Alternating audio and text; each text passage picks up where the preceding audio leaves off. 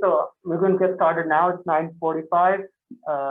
Hi everyone, I'm Fahad. I'm a fifth-year PhD student in Dr. Skeena's lab, and this is. Hi, I'm Sarika. I'm also a fifth-year PhD candidate in Dr. Skeena's lab.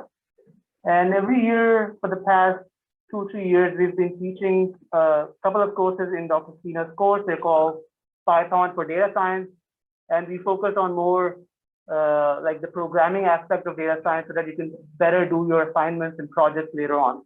And this is the first of 2 lectures this semester. The second lecture is much later on. Please let me know if you can't hear me in the back. And even people who are joining us remotely, if you have any trouble hearing us or seeing our screen, please let us know. All right, we'll get started now. So like I said, we're going to focus more on the programming aspect of data science. I'm sure Steve and you guys have been going through like core concepts in data science, but a lot of data science is actually like playing around with data,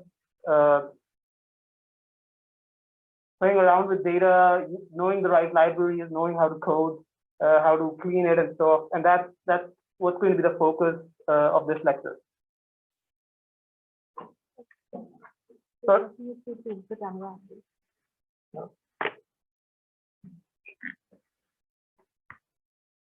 So we're going to go, so it's not a Python 101. We're going to go through Python, some of the introductory stuff, like just very briefly, but we're going to focus more on the applied side of things that are useful.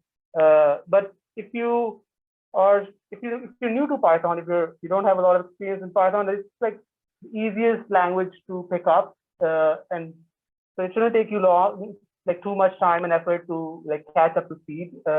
But the focus of these 2 lectures is not going to be so much to teach you Python, but to just like give you a flavor for how to do things, how to do common like data science, apply to some of the common data science concepts that you guys have been talking about already in the course, and so that you can do better in your assignments.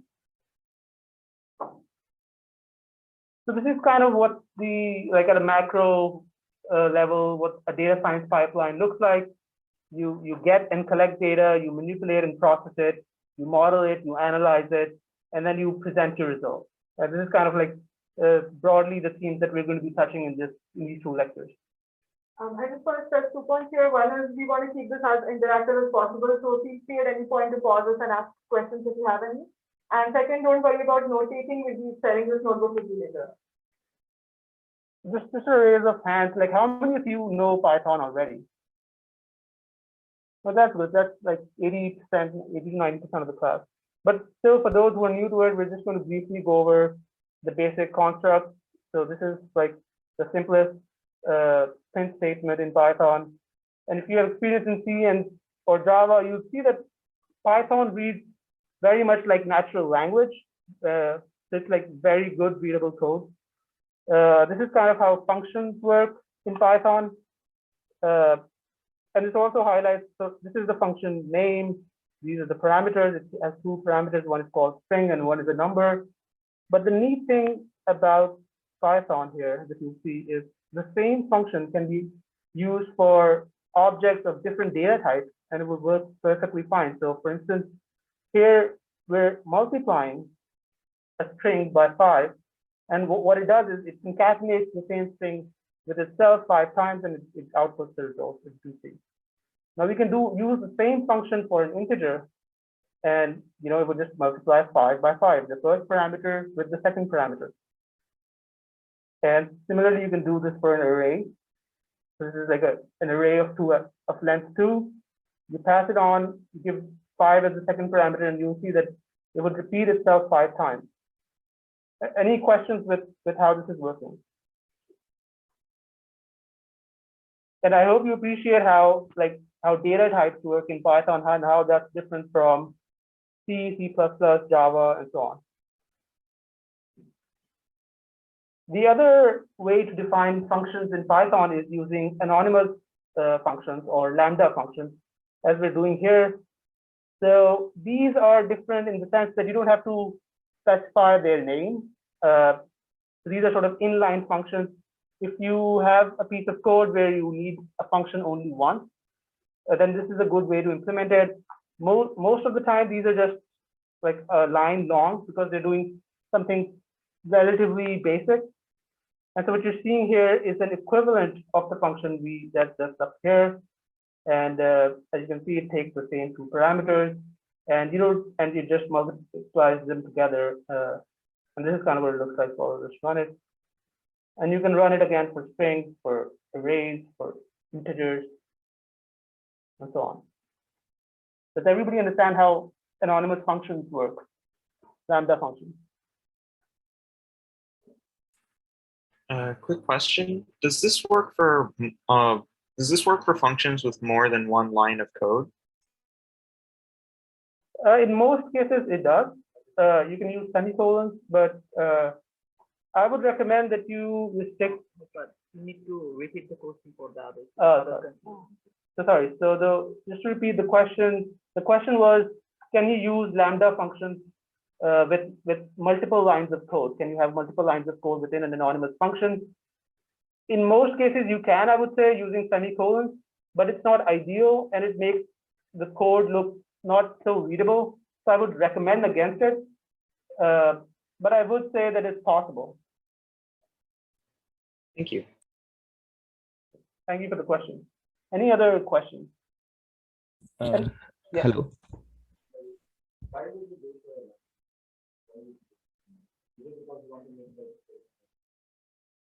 So that's one reason. Often, so we'll see an example much later on in the notebook where we use this to actually filter out rows that we're interested in. But this is used when, again, like you said, if you want to do functional programming, you can also use it to pass it around the function as a parameter itself. Or you can, if you're using a function only once, then it might not make much sense to just define it as this and come up with a name and so on. I think there was a question remotely. Hello. Hi. Yeah. Can you repeat that? What is Lambda? The Lambda, how the notation is working? Not notation. What is it like? Is it a? So Yes. Continue. Yeah. Sorry. The question is basically it's asking me to repeat how the Lambda function works, what it means. And so just to repeat, like a Lambda function is essentially an anonymous function. So think of this as like, it's called Lambda, but it's kind of like this. It's saying def, like anonymous.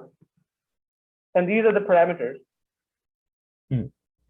Right? But instead of doing this, there's a faster way to do it, which is to say just Lambda. Okay. Right? So Lambda is a keyword. It's baked into the Python language, which lets you define anonymous functions without names. And what follows the keyword Lambda are the parameters. And then comes a colon, which marks the end of the parameters, and then comes the body of the function. And so what you have in this variable is the function itself. So this is, yes, you can see this is the function itself. This is kind of like a name, but it's a variable. This sort of gets at functional programming, but we won't go into that too much. But so I hope like you understand how the syntax works and what the Lambda keyword does. Yes. Thank you. Can I ask a question? When do I use this anonymous function, and when do I use the def function, the function defined with the command def? So the question is when to use anonymous functions and when to use regular functions. Exactly. The answer I would say is, again, if you need to implement a functionality that does not repeat itself too much, if you need it only once, and the operation is relatively simple, that's when you use an anonymous function. And in all other cases, you use a regular function. So there's no, another way to put it is there's no case where you absolutely must use Lambda functions. These are used interchangeably, but it's just more of a style guide recommendation for how to make your code more readable, and in some cases more like faster. But you can use any place where you can use a Lambda function, you can use a regular function, and vice versa. We're also going to see an example later on today that will make it more clear why it's easier to use Lambda functions sometimes instead of regular functions. Any other questions? Yes, I have another question.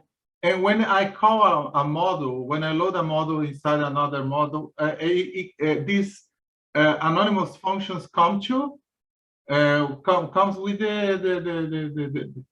the functions of they are in the other model.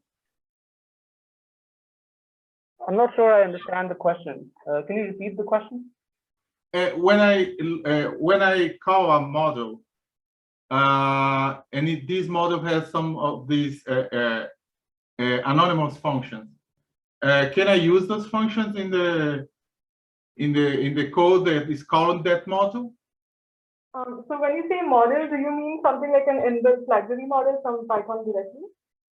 Yeah, like a subprogram, like a subroutine that is in another PI file. So is your question, can you define another function in one file and then use it in another? If I can, my question is if I can use it in a code. For example, I build a code with one of these anonymous functions, repeat n times 2. And after I call this, I want to use this code inside another code. I want to know if I can call this function that is in the guy that I'm calling.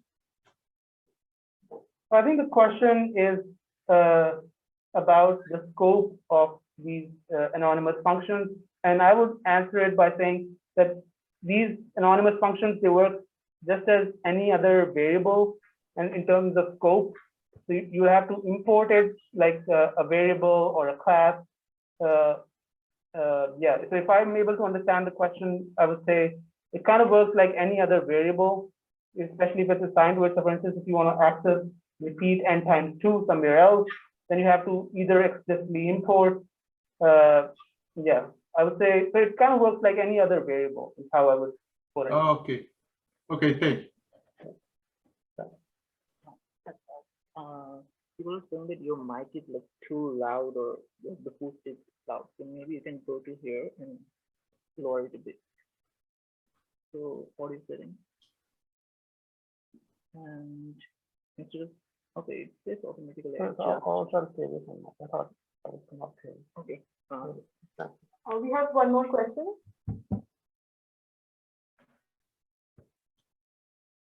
Do we have another question for those joining us remotely? And those who raised their hands.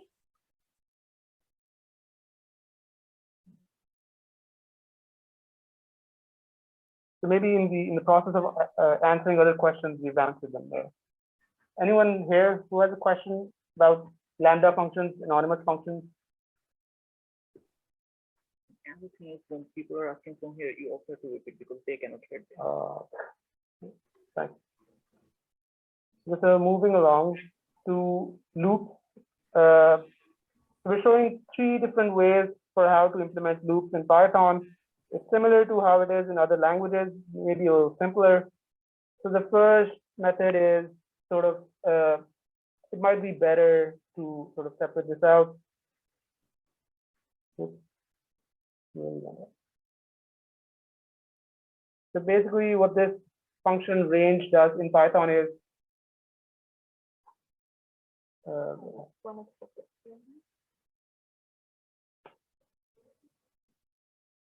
it takes one variable called n, and then it creates a list of integers going from 0 to n minus 1.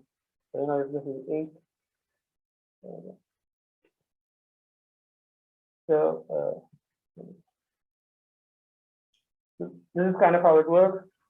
In that loop, what we are doing is we have an index variable that sort of loops over all indices in this list object called list sentence. And this list sentence is length 3. It has, you know, these elements called this, is, awesome, all strings. And so the first loop, the way it's working, like I said, is it's creating a list of all the indices of the list, and then it's looping over them. And in the body of the loop, it's assigning this variable called word to the element at the current index, and then it's printing it by concatenating an exclamation point at the end. This is kind of what the output looks like for the first loop. For the second loop, there's this construct in Python called enumerate, and what it does is it gives you the index as well as the value of the element at that index. So this is kind of how it works.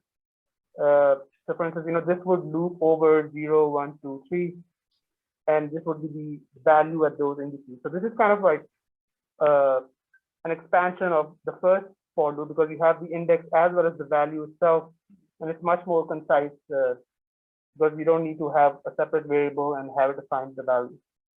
So this is usually the most convenient way when you're also interested in previous or elements yet to come in the list. So you get to use the index directly as well as the element directly as well. That's a good point, yeah, because you can use the index to access the previous, next one, or however your situation requires. And this is the third one is sort of the simplest one. This is also the most common one. It's basically saying, go over the elements of the list and assign it to this variable word. And so in the body of the loop, you'll have access to each element, one by one, and we're sort of printing it just a bit. These three different, these are three different ways of implementing loops in Python. Any questions?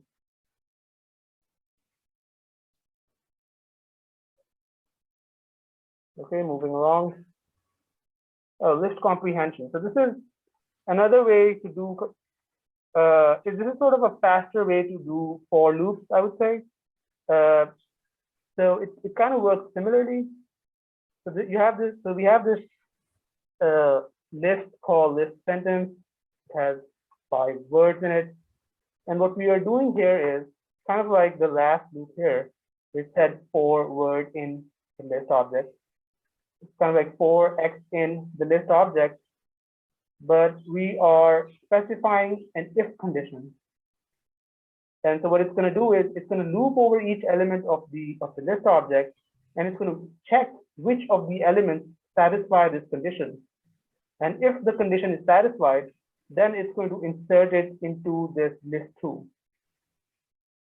So for instance, if I remove the condition, then list2 is going to be exactly the same as list sentence. So I guess we're concatenating the exclamation point. So now it's going to be exactly the same. So what precedes the for keyword here is the body of the loop. And if you want to apply conditions for what gets included and what not in the body of the loop, then you can apply a condition after the for loop. And these are much faster than regular for loops. I think we have an equivalent here. So yeah, this is how you would do it. Like in the original fashion, you would have for loop and if condition in it, and then you'd be assigning, you'd be appending to this other variable list2 anything that satisfies the condition. But so these two bodies of code are equivalent, but as you can see, the top one is much more succinct, much more concise, and it's going to be much more faster as well. Any questions for how list comprehensions work?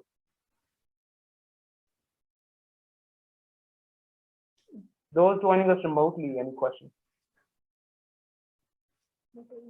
Okay. So moving along, strings.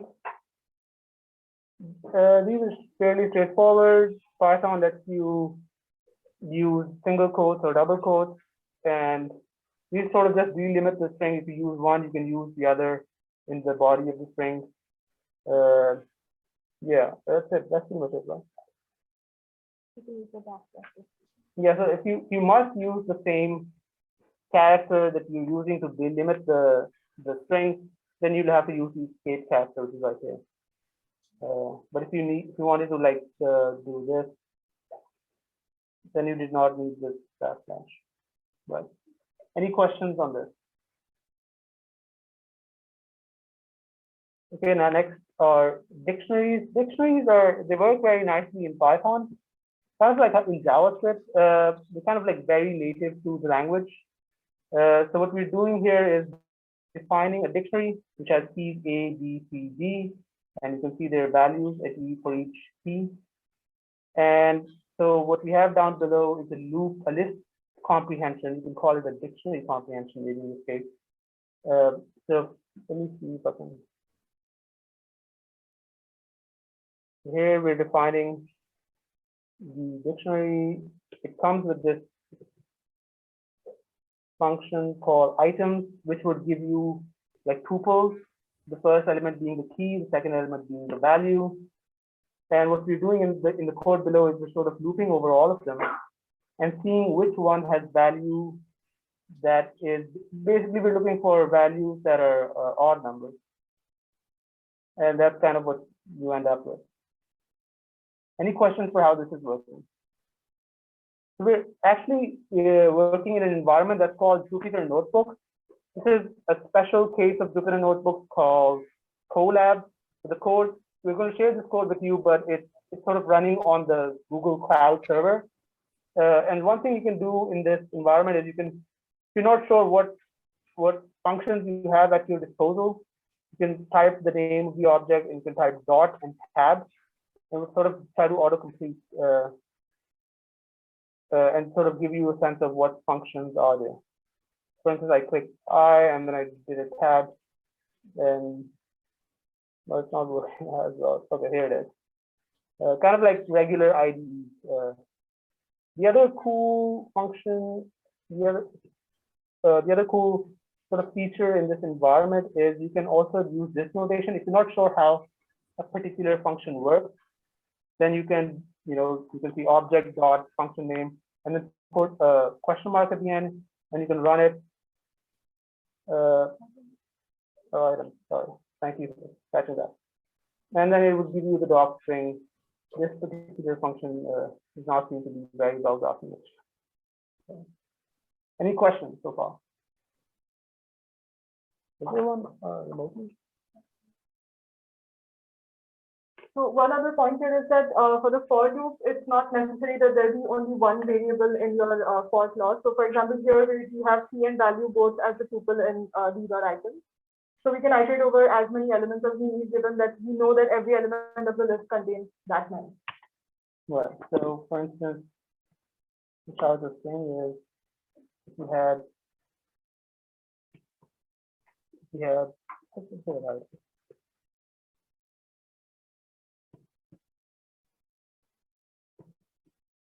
This would have been equivalent to the one below, but so you don't need to necessarily have one variable in the for loop. You can have as many as you want.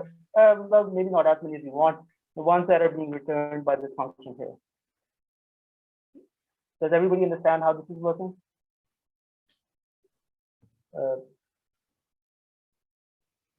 So here we have, I believe, nested loop as this comprehension. So let's see. So our out loop here is, so we have this thing called data science. We have this list called, which has these elements, data and science. We're looping over these elements, and this is the body of the for loop. And here we're looping over each character in the string for the element, and we are concatenating an exclamation point at the end. Right. But and we are excluding characters that are not A. So we're excluding characters that are A. For instance, this is kind of like saying for string in data science for character in string if character not equals A, then I don't know.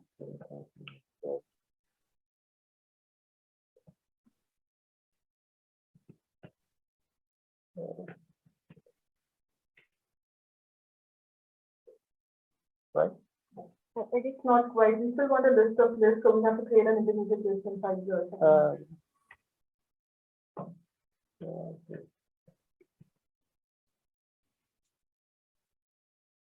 Let me see.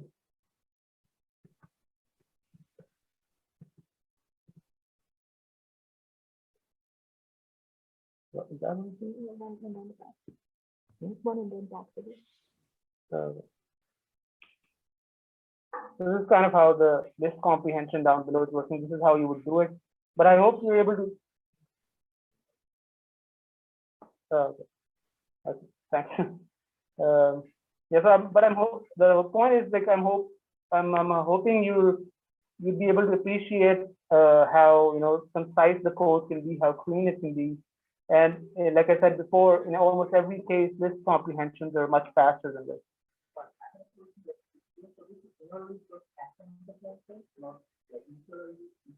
Yeah. Thanks.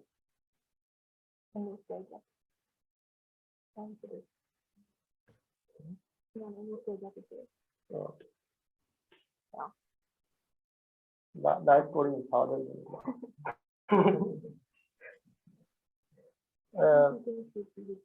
okay, so these are sort of the basic elements of Python. Again, it was just to give you a flavor. I would, again, if you're new to it, I would recommend you look at the tutorials that are available online. It's one of the easiest languages to pick up. And this was to sort of give you an appreciation for how readable it is, how easy it is, how fast it is. And so any questions on Python before we move on? So we're going to now talk about specific data science libraries. The other nice thing about Python is it's like very well supported. Almost any functionality you would need sort of comes out of the box. You can get it off the shelf from the right library. So we're going to talk about the data science sort of stack, so to speak, that's available in Python. This is kind of what it looks like. So like I said, the environment that we're working on is Jupyter Notebooks, which is kind of right here, which itself develops on interactive Python, which is here. Matplotlib is a nice library that you're going to be using extensively during this course for visualization. Scikit-learn is for machine learning. NumPy and SciPy sort of give you the basic data objects, matrices, and so on. Pandas is something that we're going to cover next. It works specifically with data sets, data frames, mostly that come out of like as Excel files or CSV. It's all in memory. We'll talk in detail about Pandas. And stats models are more for statistical modeling in Python. And Seaborn is again a very nice library for visualization. So we'll sort of touch on these a little bit in this lecture and the next. So in terms of getting started, so we're going to share a link to this. And like I said, because this is running on Google Cloud, you will not have to set up anything, or everything sort of comes pre-set up. But if you wanted to set it up on your laptop, I would recommend Googling Anaconda. So this is a nice bundle that sort of has all the relevant libraries that you need already with it. If you install Anaconda once, you should be good and all set. This is sort of the link where you can find the latest version, and the installation process is very straightforward. Any questions for what Anaconda is and how it might work? Can you go up a little bit and show what library is doing what? So you don't need to like worry too much about this. We'll sort of, as the course progresses with different assignments, you'll get to know these libraries intimately. You use them a lot. But just to like sort of cover the basics, Pandas is for basic data science. NumPy, SciPy gives you the basic data structures that you need. Matplotlib and Seaborn are for data visualization, and Scikit-learn is for machine learning. So some of this is documented over here as well, but I wouldn't like worry too much about like learning exactly what these libraries do at this point in the course. And especially for the course, the ones that you'll end up using the most are Pandas and probably Matplotlib for some visualization.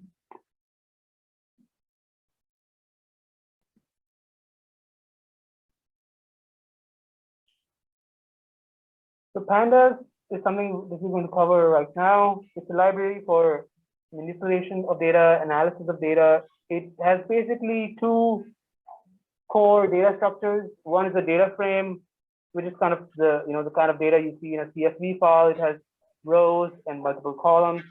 A series is a subset of a data frame is one way to put it. It's just a single column, multiple rows, multiple recordings. The thing to know about Pandas is the objects are always loaded into memory. So it works well for small data sets, but there's a limit to how it scales and how large data sets you can analyze with it.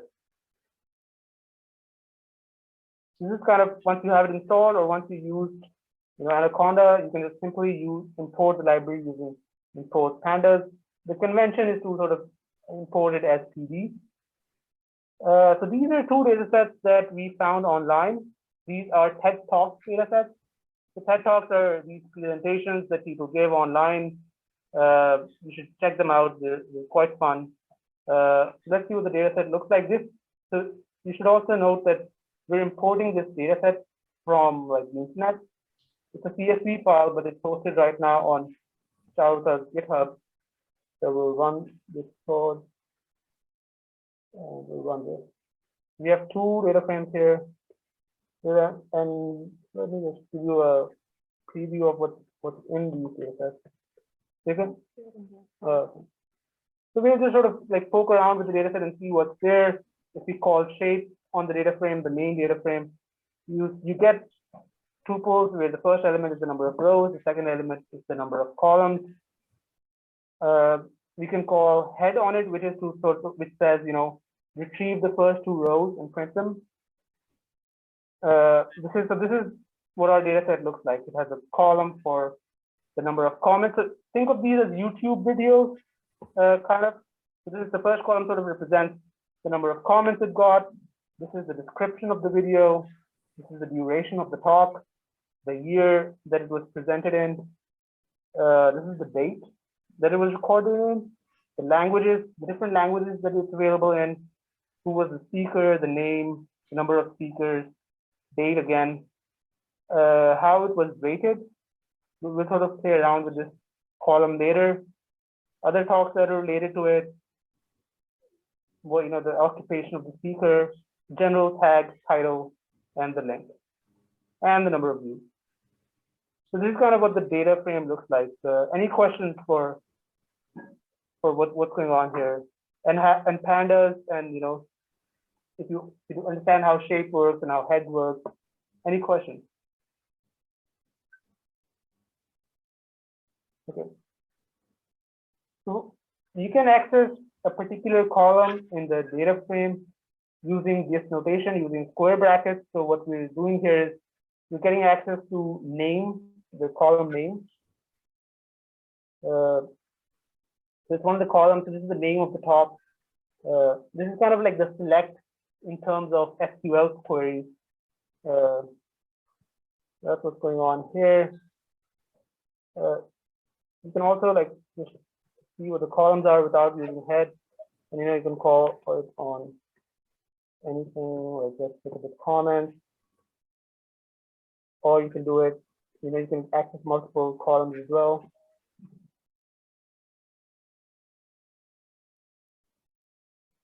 Any questions for what this notation is doing right here? This is basically saying filter out these columns and show them to me. And these are all the rows. As you can see, to call the shape on this, it's all the rows for just two columns, as opposed to the original data frame, which was 17 columns and 2,550 rows. And if I want if I want to show the naming comments, but only for the first two rows. Right. So there are multiple ways to do it, and we'll cover them. But just to answer your question, the way I would let's do it like this. So you can sort of append regular Python notation for indexing with Pandas data frames. So this is how you would do it. You're saying, give me these two columns, and then for everything that is returned, you're just looking at the first two rows. Oh, thanks.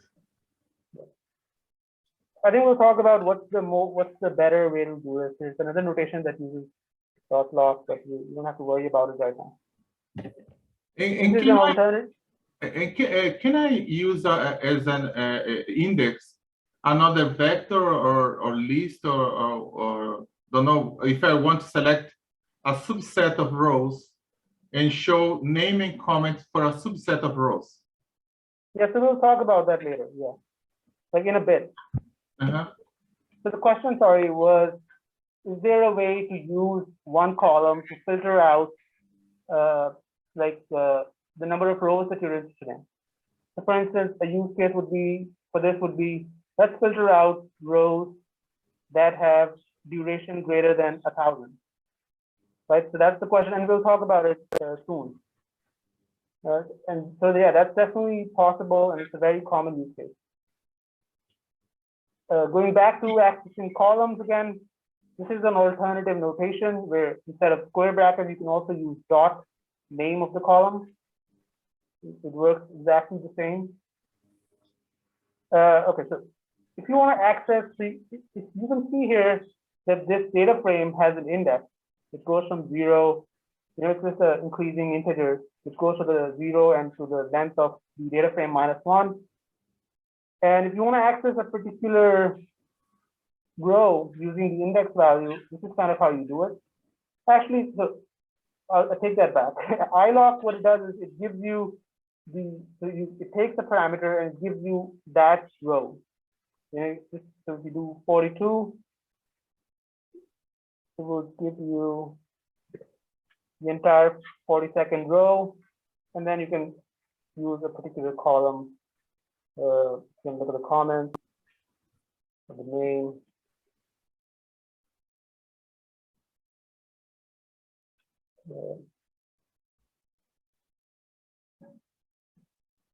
Yeah. Any questions for how EyeLock works? This is kind of like how in a regular array you would just use, like a array index. Kind of like that, but you have to use EyeLock. And it's somewhere in between a function and an attribute. Yeah, I would say it's kind of similar to how square brackets work with regular lists. But if you want to get like an IX row, this is how you do it. Any questions? So again, what happens if you don't use EyeLock? Does it throw an error? So when you directly do TED main bracket 42, it thinks that 42 is a column name, and it tries to search for that in the data frame. I see. So the question was, what happens if you don't use EyeLock and just directly use the index in square brackets after the data frame? Yeah, so I mean, you should try to like match it up with like how to access the column. If you just give it like this, it would either expect a column there, and if not, it would sort of treat it as an index. So you can see it shows an error saying that it doesn't see an index there with 42. This might work there. What's the index there?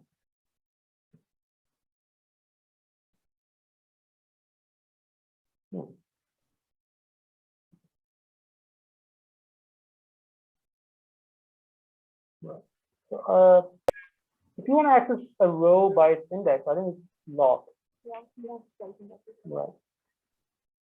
Yeah, so 42 would not work. This is the notation that you would use to essentially access columns. So if 42 was a column, then this would work. Otherwise, you'll get an error. Any other questions? Does the index start from 0 or 1? Sorry. Right.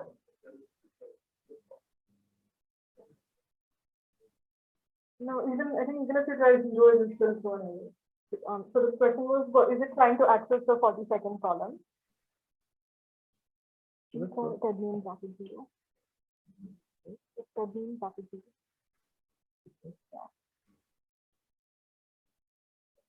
So we know that there's at least one column in the data frame for sure, but it still shows an error because it thinks whatever is inside the square bracket is the column name.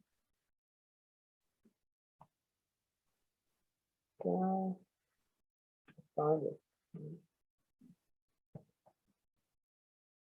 So now we've created a column 42. Let's have a look at our data frame again.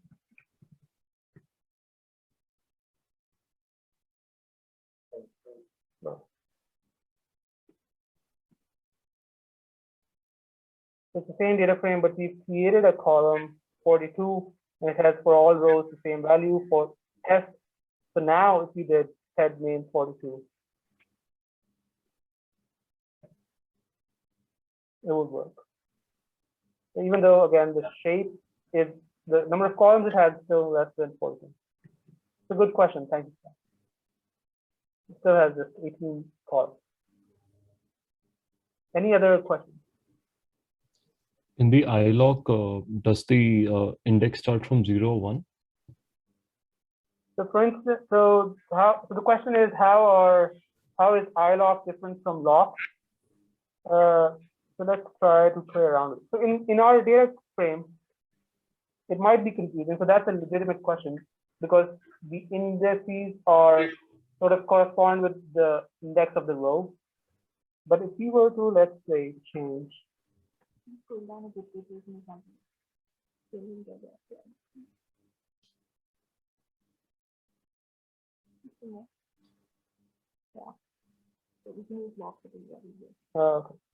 So I'll skip. Maybe I'll just live code it here to answer your question. So if we just set our index temporarily to, let's say, comment.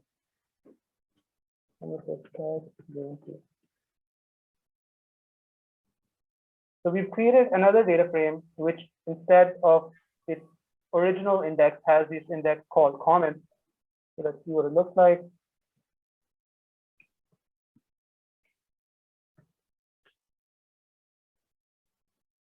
So you can see the index is now 42. So index sort of is now the comments column. If you want to do EyeLock 42, it will still give you the 42nd row. But the difference between EyeLock and lock is sort of like this. So if you want to access now a row by the index, so let's say you want to get a row which has 200 comments, you can use lock for that.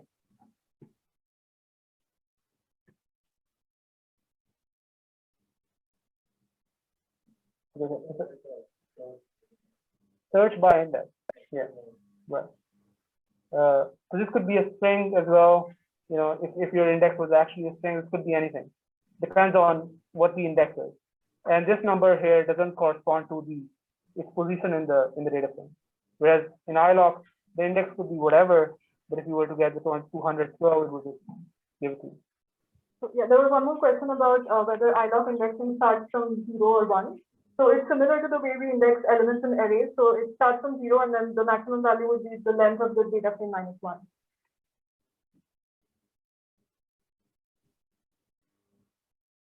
Moving along, how are we doing on time? We have half an hour.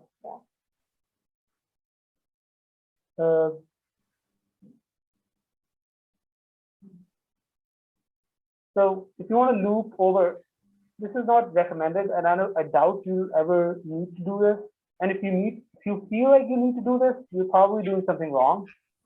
But this is basically how you iterate over rows of a data frame. But again, we'll sort of talk about this later. The way it's a different programming paradigm with data frames. So ideally, your code should have no for loops at all. And this is also sort of combined with how anonymous functions are used. We'll talk about that soon. So this is kind of works similar to enumerate that we talked about earlier. You give it, saying iterate rows, and it gives you the index and the entire row. So the row, each row is going to have multiple columns, and here we're printing the URL of the text top and the duration. Any questions for how this is working?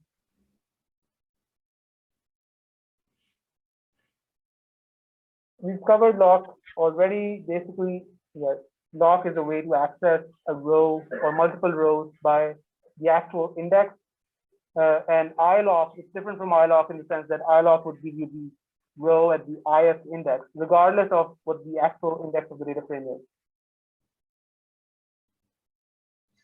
We also covered this a little bit already. What this function is doing is it's setting a column as an index of the data frame, which in this case is URL, and then we're just showing the first 5 rows. So this is what the data frame would look like if you use URL as an index.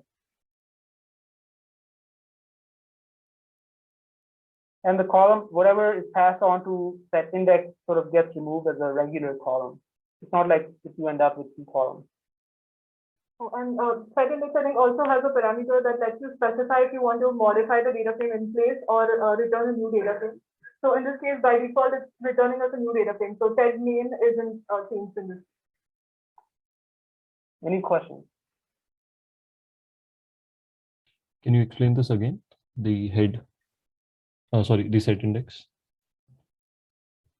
So in the original data frame, we had this tag name with a separate index that was not the URL. But when we call SetIndex on one of the columns in the data frame directly, it returns a new data frame with, in this case, URL set as the index. So it's a copy of the new data frame, or is just it's assigned to a new data frame as a new variable? So this the question is this the same data frame or is it a copy? So by default, this returns a copy, and if you want to use this data frame further, you can assign it to a different variable. Okay.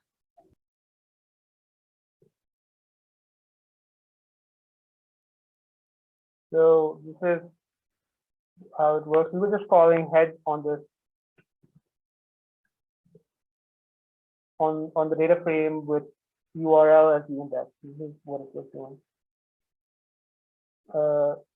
And what Charles was saying is, you can alternatively, you actually are curious about setting URL as the index, which I not recommended. This is how you would do it, and then this data object would get changed. I'm not going to run this thing. Does that answer the question? Yes. Nothing wrong.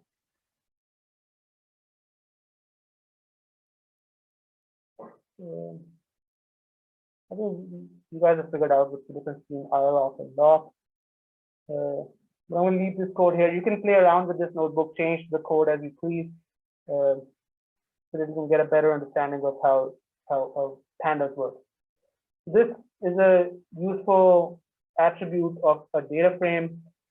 You call the type, and it will give you the type of each column in Pandas.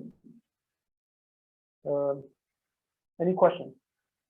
So, if it's a string, it would show up as an object. If it's numerical, it would either be an int or a float, and so on and so forth. Describe is another useful function. It gives you sort of a summary of the data frame. So when you call describe on our data frame, what it does is it returns another data frame which has the same columns as our original data frame. So the columns here are just fetched from tag name, but the rows sort of describe summary statistics for that column. So what you're seeing here is basically the number of rows. So if there were null values, this would not be equal to the length of the data frame. And you're getting the mean, the standard deviation, the minimum, the maximum, and then these quartiles, the first 25th quartile, 50th, and 75th, and so on. And it does this for each column if it's numerical, if it's an integer or a float. You can see it did not do it for URL because there's no way to get a mean of a URL. That's a nominal variable, so it does it only for ordinal variables. And this is a nice way to sort of get a sense of what these distributions look like, how many null values you have for each column, and so on and so forth. Any questions on describe?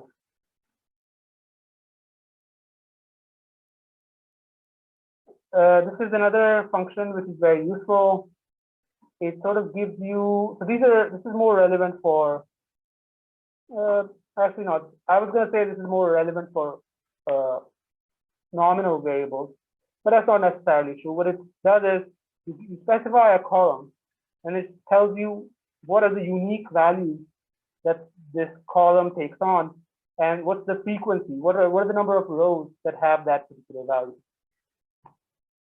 So this is particularly useful when you're looking for outliers. Like in this case, we have one TED Talk with 5 speakers. You might want to get rid of these from your data set. Right, and almost an overwhelming majority of TED Talks here have only 1 speaker. Some of them have 2 speakers, but there are those odd ones that have 3, 4, and 5. Let me just run it on some other column.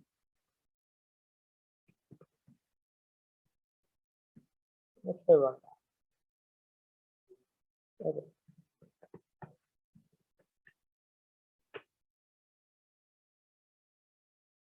So there are too many unique values. So basically there are 1,083 unique values that the column duration takes on.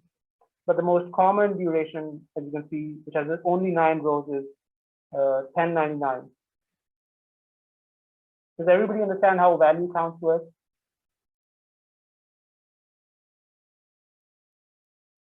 Here we're doing it for events. So as you can see, this is slightly more useful. What it's saying is most of the talks in our data frame are from TED 2014. The second most common is TED 2009, and so on and so forth.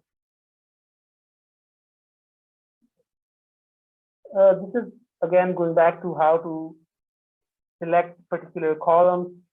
So this is called projection in database. We just have a variable here which has 2 columns names in it, and if you can sort of access those 2 columns using this notation. And this is equivalent to you just specify this yourself explicitly. Drop duplicate. So drop duplicate, as the name suggests of the function, is going to drop duplicates for the specified column.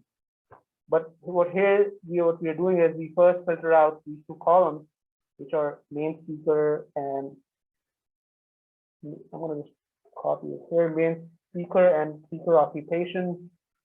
And then it drops any duplicate rows for main speaker.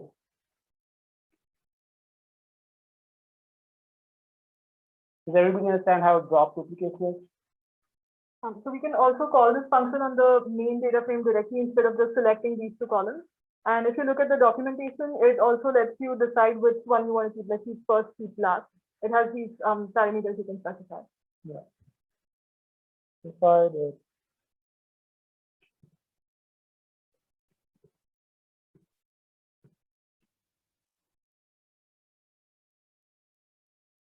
It's got parameters which let you specify, this keep thing, I think is the one. Which one you want to keep? If there are multiple duplicates, you want to keep the first row, the second row, and so on. And like Charles said, you don't have to necessarily specify a column, and the same goes for value count. So I could have called value count without specifying a column, and it kind of looks messy, but it would do it for each single column. Right? We saw that for comments, for duration, event, and so on and so forth. And the same goes for drop duplicate. So this, what it would do is it would remove rows, entire rows that are duplicates, like the same for every column. And the same goes for drop duplicates as well. By default, it returns a new copy of the data frame. If you want to do it in place, you need to specify it as a parameter. Any questions for how this works? Drop duplicates, value count. You guys are going to be using this extensively in your assignments, so make sure it's clear on how this is working. Here we're doing a filter. So I think this was a question that was asked earlier from one of the people joining us remotely. What do you do if you want to filter out certain rows? This is the syntax for that. I'm going to sort of separate these out. What this is saying is fetch me. Well, this code in itself, what it's going to do is it's going to create this Boolean map.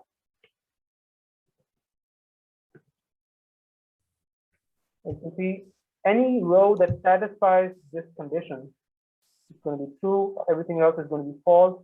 And then you can use this Boolean map to filter out the rows that you're interested in.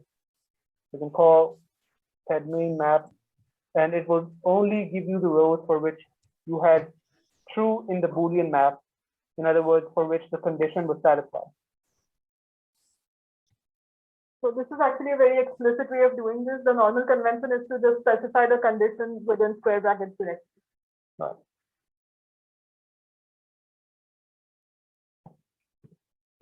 This is how people generally do it, where you don't have to explicitly assign this to a variable. You can just pass it within the square bracket, and you get the rows that satisfy this condition.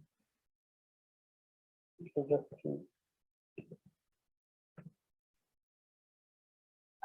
these are equivalent. Any questions for how you filter rows?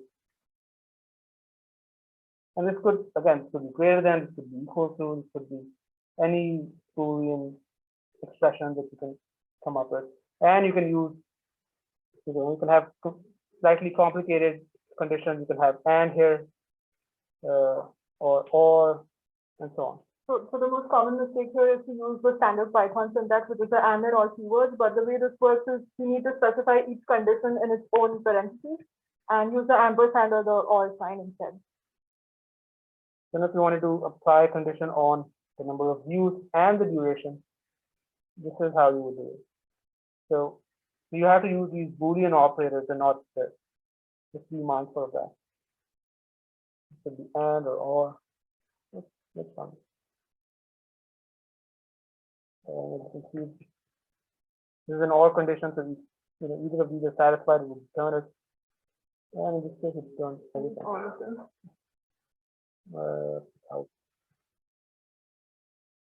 So, I think you can just select one of them.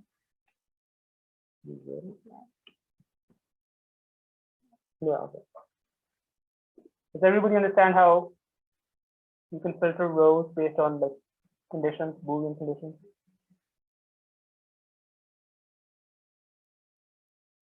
Okay, now what if your filtering function is slightly more complicated?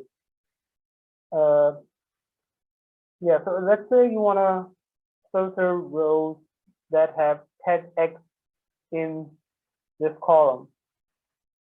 So right now, from all the ways we've discussed, there's no way to do it.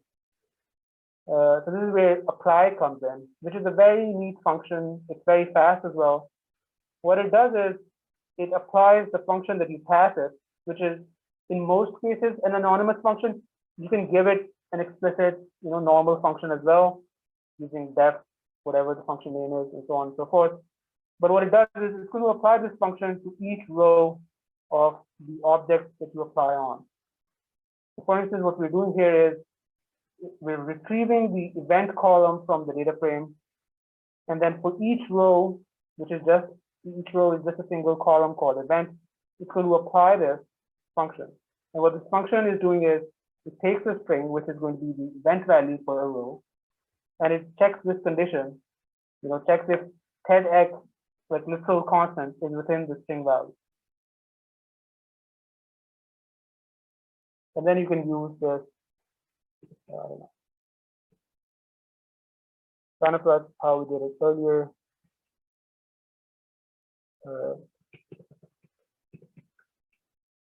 Filter out rows. So this is again a Boolean map.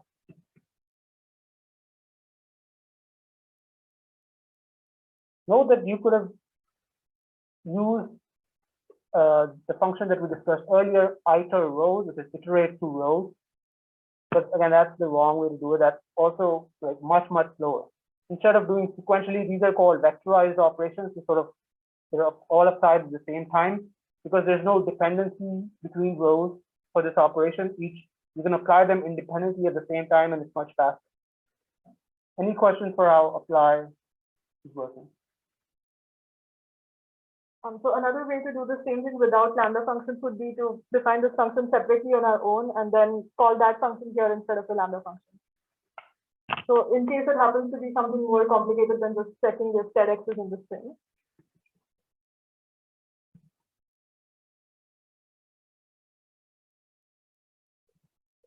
So this is how you would do it in conventional way. It's going to look like this. These are equivalent, but again, as you can see, this is, you don't really need all this the syntax for what you're trying to accomplish here.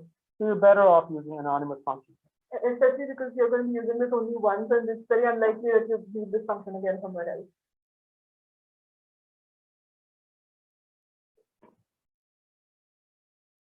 Okay, moving along.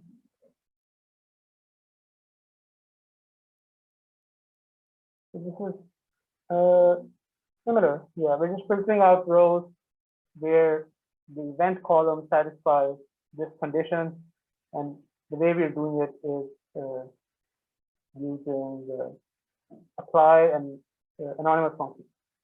So we're basically making the code more compact using two things. One is lambda function, and the other one is, instead of using the filter map as a separate variable, we're just specifying it on the same line. So note that we could not have done this using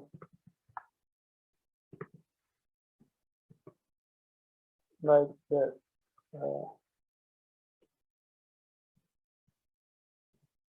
This would not work. Oh yeah, I mean, yeah. This would not work.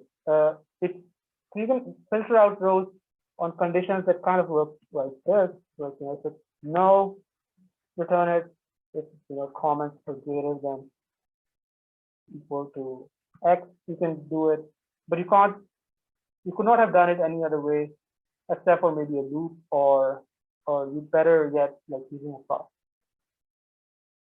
Any questions for how to filter out rows? How this works? Yep, we already covered this. This is what it's equivalent to sorting. This is a nice function already baked into Pandas, which is the sort value. It takes a column or multiple columns that you want to sort by, and there's also this nice parameter that it takes, which tells it like how do you want it sorted. You want ascending order, descending order, and so here we're passing it two columns, both numerical. It would work just as well work for, actually event is a string, so it would work for any regardless of data type. And then we're specifying that you want duration to be sorted in an ascending manner, but event in descending order. And that's kind of what you get here. And again, you could have used in place, but here we're not using it in place. It returns a data frame, a copy of the data frame. Any questions?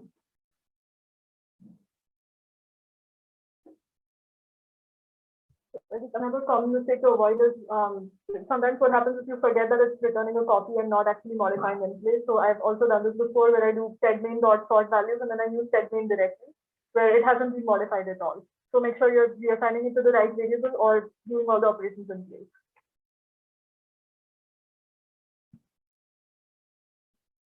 This is a common step in pre-processing, which is seeing which values are available to you and which are not.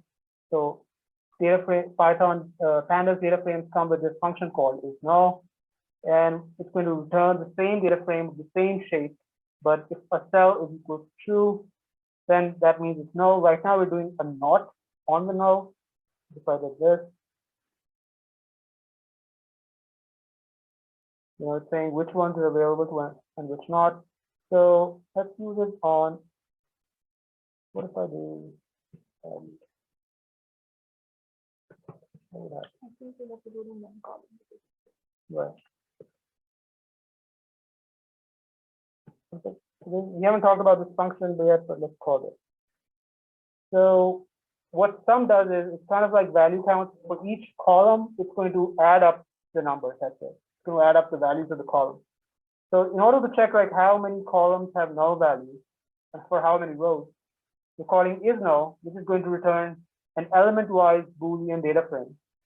And then we call sum on it so that you can add up for each column the number of rows that are null. So for instance, isNo gives you this, but dot sum sort of summarizes for each individual column how many of its values are equal to true, which in this case is no.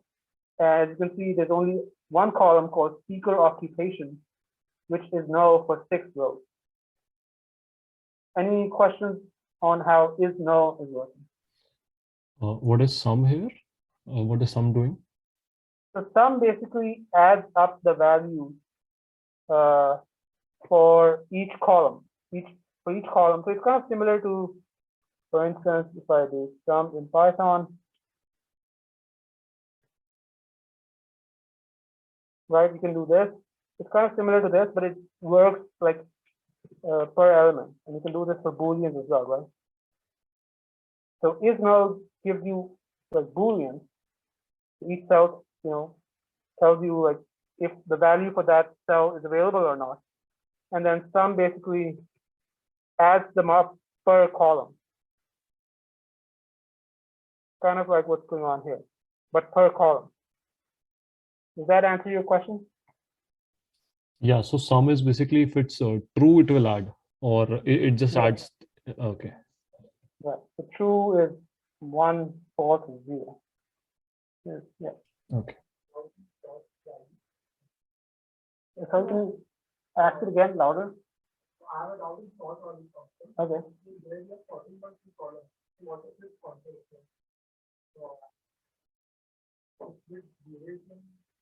So it sorts. The question is, we're using 2 columns to sort here. So what if there's a conflict between the two? So duration, because we've specified it as the first element, that takes priority. So it's sorted by duration first. Yeah, that's a good question. We missed that. That's a good point. The order of the columns that you specify in the by parameter in sort values is very important. The column name that comes first gets precedence. Thank you for the question.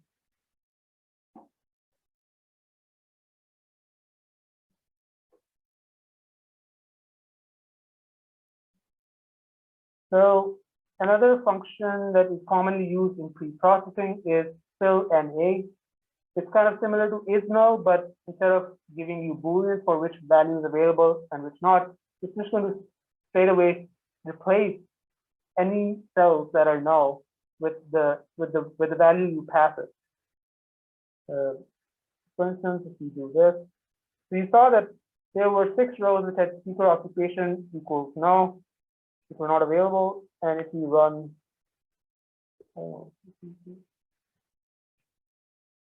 so now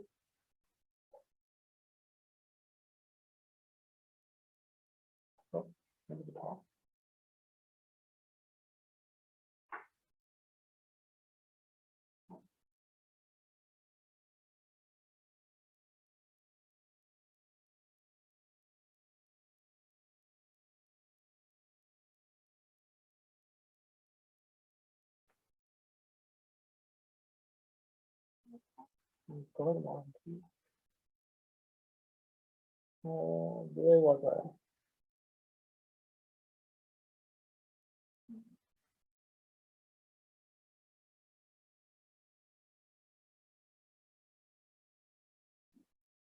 Yeah. Try it again. So we've done this.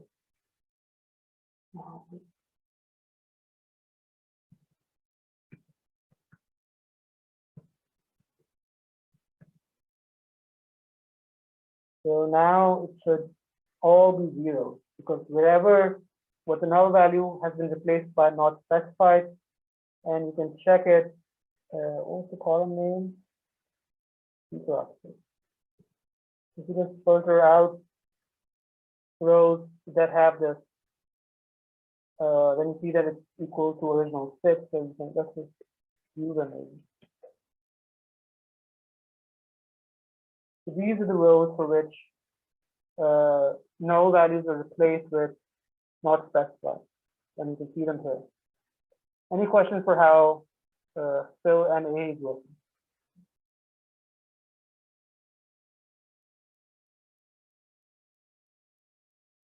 Similar to fill NA, there is drop NA. If you don't want to replace the null values, but instead you would rather have it drop the rows which are where certain values are not available, you can use drop NA. How you can specify a column here, or you can give it, you can pass it any, which means it's going to drop any rows that have any null. for any of the columns, and we're doing it in space here. Slide with Calvin. So yeah, just to show you how the shape changes. So you can see that the rows were dropped that had no for the speaker occupation, and these are 6 rows. So the difference in the rows is 6. Any questions on drop NA? I have a question on fill NA. So over here you're filling not specified for any column that is NA. Can I specify different values for different columns if more than one column has NA in it? You definitely can, like individually, but so the question is, can you use different values for fill and A for different columns? Which is, I think, a good question, because you might come across this in your assignments. So you can definitely do it like this, where you can say speaker occupation. So this will just fill NA on the specified column. I'm not sure if it takes a dictionary. This would be cool.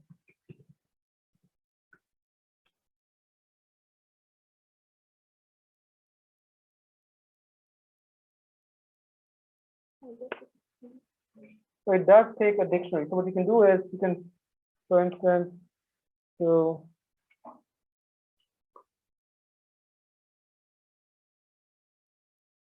can do for speaker occupation.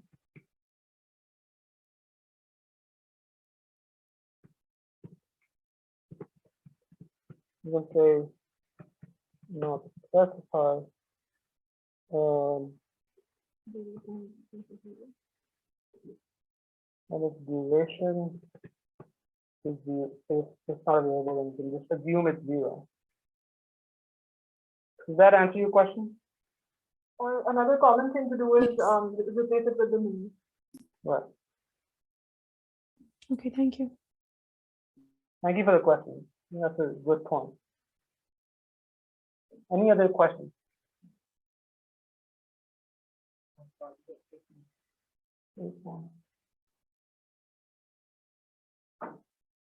So we've learned how you can drop rows based on null values. So next we're going to talk about how to convert data types. So you can see the ratings column is a whole data structure, which is, I think, a dictionary. Okay, so it looks, this is a common problem where ratings originally was a dictionary, but you saved it to file system, like, and then when you read it again, the whole thing is a string, but it's actually a dictionary. So as opposed to other columns, so the way to convert it, which is slightly dangerous generally in programming, is to use eval. But regardless, so this is not recommended in most cases, but this is a real world common use case where you would read in data which might not be which might not be read as the native type of that data, and so you might have to do some conversion. And so this is how you do it in Python. You just call, this is kind of like eval in any other language, and it's going to create this 2 ratings. Let me just see.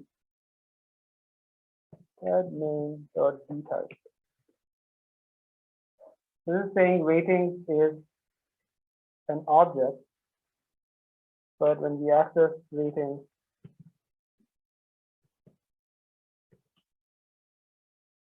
it's a string.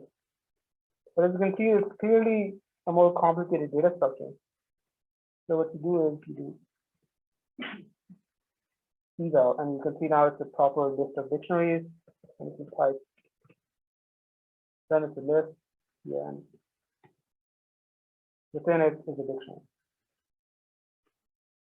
So again, be careful when you use eval, but I think it was like important to point this out that this is something that you might need in your assignments, where you're working with like publicly available data sets.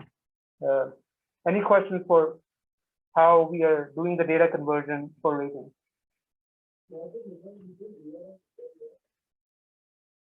I think they're equivalent. Yeah. Yeah, I'm not sure, but I think they're equivalent.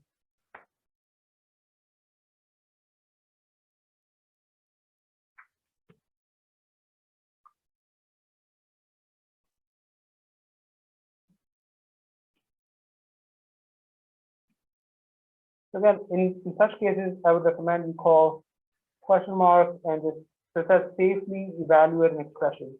Maybe there are like checks for not executing like explicit code. Yeah, according to Stack Overflow, it says it raises an exception if the input isn't a valid Python data type. Yeah. As opposed to that. If you were trying to like pass some code that is dangerous potentially, then it would not. Sort of there are checks for that using literal eval. But the native eval I think runs anything as is.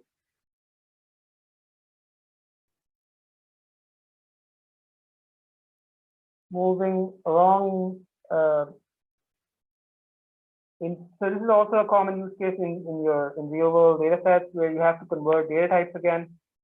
So if you look at the film date column in our data frame, it right now exists as I think Unix time, which is number of seconds since January 1st, 1970. I might have the date wrong, but it's called I think the epoch Unix time. And if you want to convert it to the right, like a human readable format for date, what you do is Pandas again comes with this very nice function called to date time, which would again convert it like this. So again, January 1st, 1970, this is the time. And for each object here,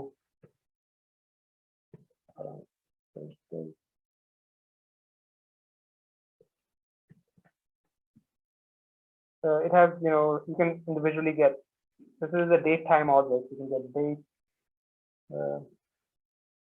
I think there's one for months and so on and so forth.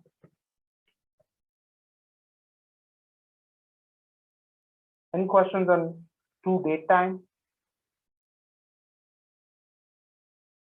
I think it's pretty flexible. It works with date times in many different formats.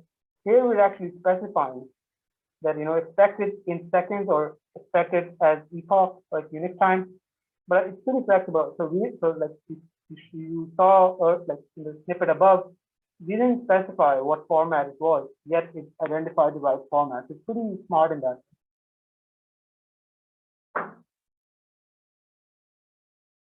If you run this, you'll see that you'll see proper dates for the relevant columns that we converted. Yeah. So the film date here, again, human readable. It's not just second since 1970 and published date. Any questions on that?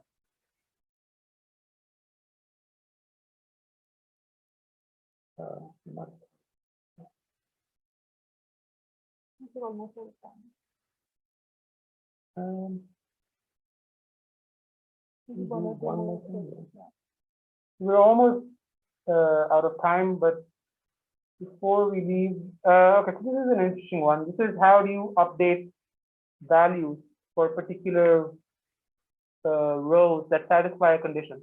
So we talked about the difference between lock and EyeLock.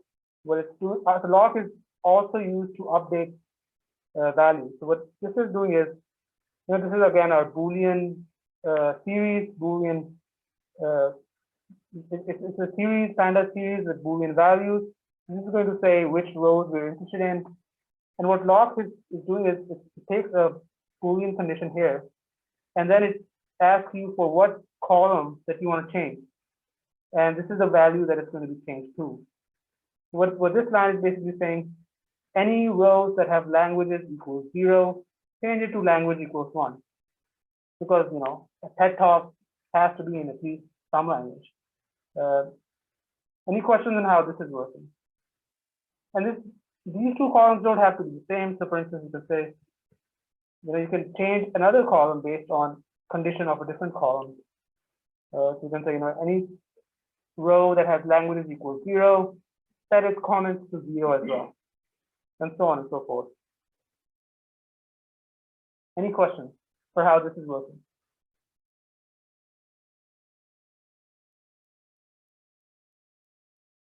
So this is, again, just gives you a series with the index and values, kind of similar to a dictionary in Python.